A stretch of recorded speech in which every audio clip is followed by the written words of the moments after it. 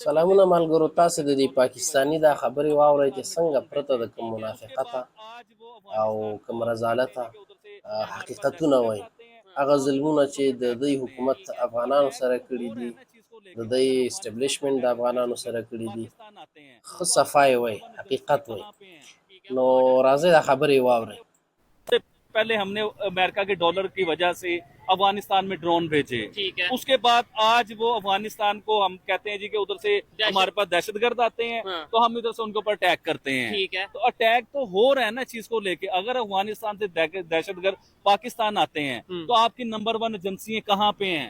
वो दहशतगर्द को क्यों नहीं पकड़ते? वो बॉर्डर से आ रहे हैं या कहीं से भी आ रहे हैं, उस दहशतगर्द की इतनी जुर्रत कैसे कि आके हमारे फौजियों की जाने ले जाए वो दहशतगर्द? किसी भी सिविलियन किसी भी د افغانستان نه وایي دهشتګرد راځي، تاسې یې ادعا کوئ خپل حکومت او پوځیان یادوي.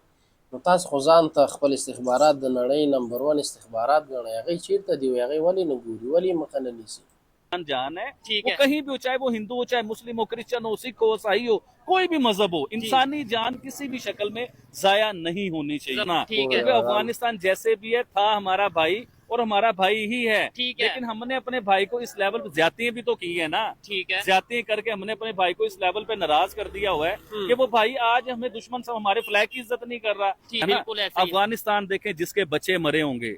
मैंने एक खबर आपको सुनाई थी कि मैं अफगानिस्तान की बात सुन रहा था कि एक अफगानी बताता है कि मैंने अपने बच्चे की बोटियां जमीन से उठा के शोपरों में डाल के इकट्ठी की, बोटियां, बच्चा नहीं, उसकी बोटियां इकट्ठी की।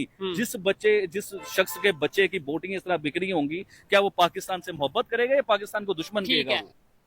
ولا حق خبرې وکړئ. که تاسو ټیک ټاک کې سکرولینګ کوئ یا فیسبوک کې یا یوټیوب کې، نو داسې ډېر زیات پاکستانیان به ستاسې په مخه راشي چې هغوی دا حقیقتونه مني. اوس هوښیار شوي دي، هغوی په دې پوهېږي چې موږ د افغانانو سره څه کړي دي، ځکه خو د هغې په بدل کې افغانان موږ نه نفرت کوي. ویډیو در سره لایک او شیر کوي. مننه.